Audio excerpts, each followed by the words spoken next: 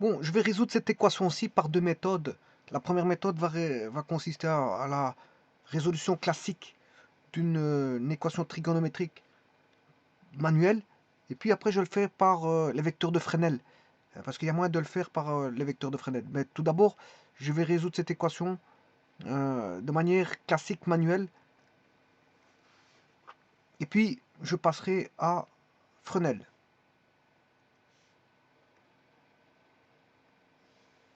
Alors, on a sinus 2x égale cos 3x. Alors, la première chose, c'est de transformer soit en cosinus-cosinus, ou soit sinus-sinus. Bon, ici, comme j'avais fait la vidéo précédente, j'avais tout transformé en cosinus-cosinus. Mais ici, mon choix va se porter sur du sinus. Alors, je vous rappelle qu'un cosinus et un sinus sont décalés de pi demi. Donc, ils sont complémentaires. Sinus et cosinus sont complémentaires. Alors, là, il y a deux cas de figure. Deux sinus sont égaux si les angles sont égaux, ou soit si les angles sont supplémentaires.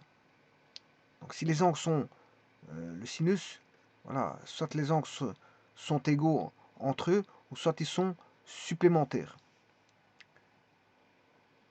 Bon, je vais d'abord faire deux angles égaux.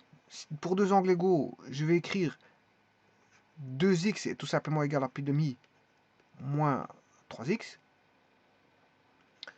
2x plus 3x égale pi demi, bien sûr, plus 2 pi, hein, avec k appartenant à z. Ce qui veut dire qu'on aura 5x égale pi demi plus 2 pi, et donc, vous aurez compris que c'est pi sur 10 plus 2 pi sur 5.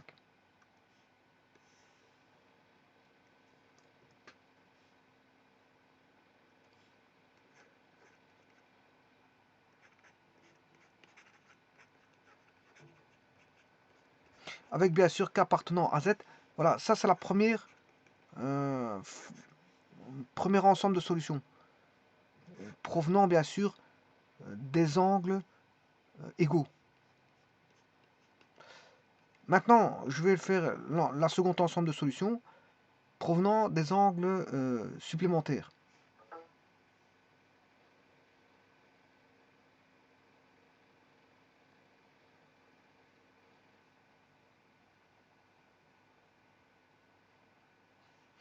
Alors pour les angles supplémentaires, je prends 2x égale, pour l'angle supplémentaire, pi moins pi demi moins 2x. Moins 3x, je m'excuse, moins 3x. Bon, ce qui veut dire qu'on a 2x égale pi moins pi demi, c'est pi demi, plus 3x.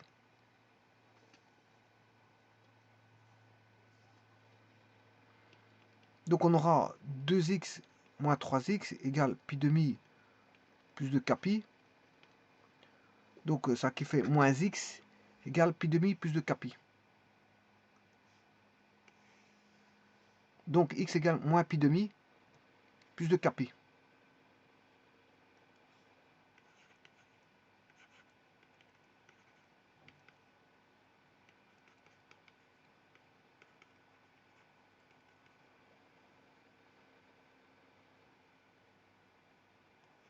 Et ça c'est pour les angles supplémentaires. Alors bien sûr, l'ensemble des solutions, c'est S1 union S2. Hein. Voilà. Alors maintenant, on va le faire par GeoGebra. Alors ici, j'ai pris E. E, il vaut, la phase initiale, elle vaut 0. Alors là, je vais remettre la phase initiale vaut 0. Donc E vaut 0. Le B, c'est 2x. L'équation c'est 2x, donc je vais me prendre 2x. Donc je rappelle que l'équation c'est sinus 2x égale cosinus 3x. Alors l'amplitude elle vaut 1, et donc j'obtiens la fonction que voici, sinus 2x. Alors le 2 c'est le b, hein. J'ai mis le b égale 2 dans le curseur, et le a vaut 1. Ça, c'est la fonction sinus 2x. Le c, bien sûr, je vais le remettre à 0.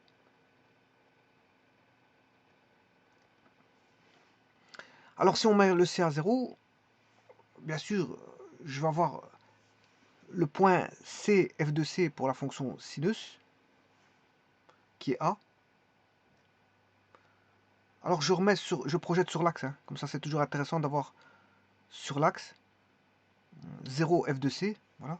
Je crée un cercle, c'est le cercle de Fresnel, qui est centré en moins 5, 0, de rayon A.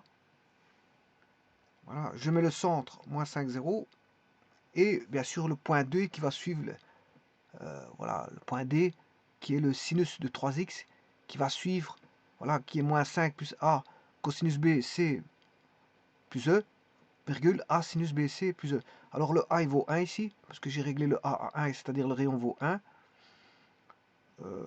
La phase initiale vaut 0, donc je vais commencer en 0, sinus de 0 ça fait 0, il va commencer à l'origine, et bien sûr le B vaut 2, donc on a BC, BC qui vaut 2. Alors je crée le vecteur CD, ensuite je fais la même chose pour, bon ça c'est la fonction, si x est plus grand ou égal à 0, j'obtiens la fonction, voilà, G qui est en bleu. Bon, et je fais la même chose pour cosinus 3x. Alors, cosinus 3x,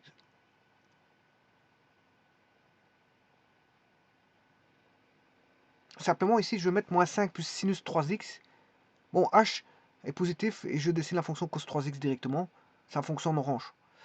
Alors, cette fois-ci, dans le cercle trigonométrique, comme c'est décalé, on aura sinus moins 5 plus sinus 3c et non plus cos. On aura plus sinus ici. Voilà. Puis, virgule, on aura non plus du sin, mais du cos 3c. Voilà.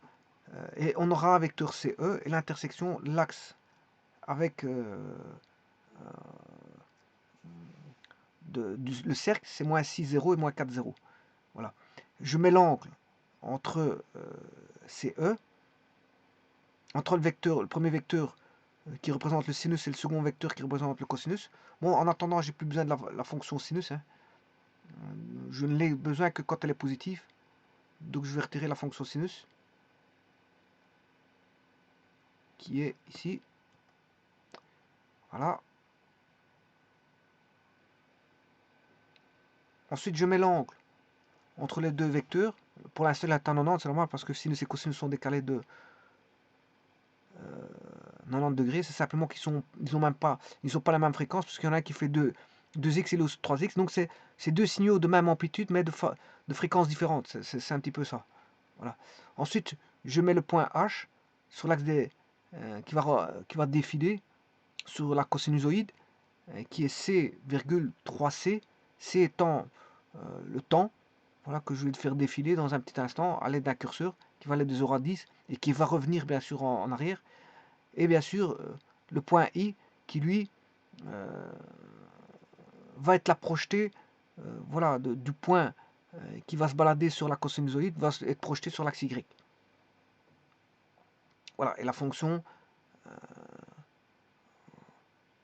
voilà, on a tout. On a tout. Maintenant, je peux faire défiler dans un petit instant.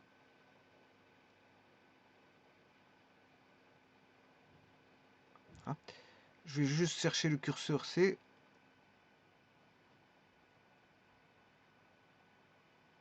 Qui est là.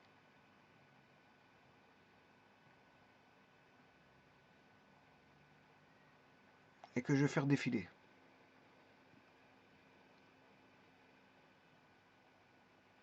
Vous allez me dire que... Ouais, mais...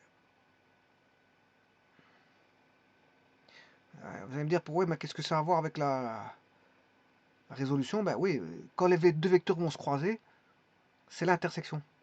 Donc je commence. Voilà. Voilà une première intersection, ils se sont croisés une première fois. Une seconde fois. Une troisième fois. Une quatrième fois. Et on sait bien à quel endroit, parce qu'on connaît l'angle. En degrés, je peux transformer l'angle en radian. Voilà, ils vont encore se croiser. Voilà, les deux vecteurs se croisent. Voilà, ils s'écartent et puis ils reviennent, ils se recroisent. Et on sait tirer l'angle, voilà, ils se croisent là. Ils vont se recroiser, voilà, boum, ils se recroisent. Alors maintenant, on peut regarder par la droite aussi les croisements, hein. Voilà, quand on a les croisements, c'est les intersections. Voilà, là, ils se recroisent. Là, ils se recroisent. De nouveau, un croisement. Voilà, de nouveau un croisement. Donc, vous voyez que ici, on sait résoudre par Fresnel. Avec Fresnel, on peut résoudre des équations, hein. Et il suffit de voir à quel moment d'arrêter le curseur quand il se croise, de repérer l'angle et de le remettre en radian. De le remettre en radian. C'est une façon d'avoir tous les angles, hein. Tous les angles, enfin tous les angles, dans un intervalle. On sait, avec le vecteur de Fresnel, on sait savoir les angles. Alors avec le vecteur de Fresnel, on peut faire des additions vectorielles. euh, voilà, des additions vectorielles. On peut faire beaucoup de choses avec les vecteurs de Fresnel. Beaucoup de choses. Addition, soustraction de Fresnel. Enfin, de vecteurs de Fresnel, on peut le faire. Voilà, donc je peux faire la somme de deux sinusoïdes, voire de deux cosinusoïdes. Voilà. Et ici, ce qu'il y a, c'est que dans ces vecteurs de Fresnel, ils ont même amplitude, donc on n'a qu'un seul cercle. Même amplitude, c'est un seul cercle de Fresnel. Et voilà. Et ils n'ont pas les mêmes fréquences. Parce qu'il y en a un qui fait 3x et l'autre qui fait 2x. C'est-à-dire que, bon, il y en a les périodes ne sont pas les mêmes pour l'un et pour l'autre.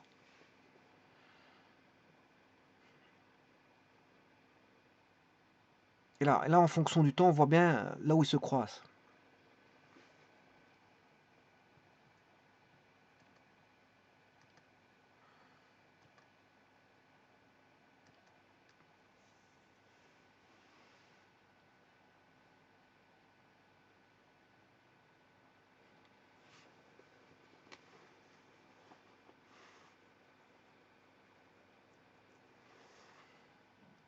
Alors ici, on a dans l'espace l'effet spatial avec un meilleur rendu, hein.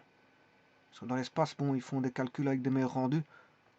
Donc, le problème, il faut qu'on voit ça de manière correcte.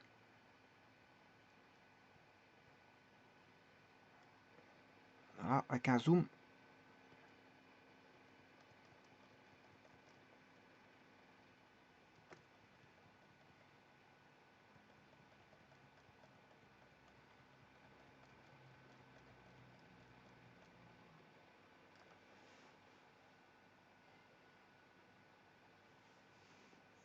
Et ça, c'est le vecteur de Fresnel dans l'espace.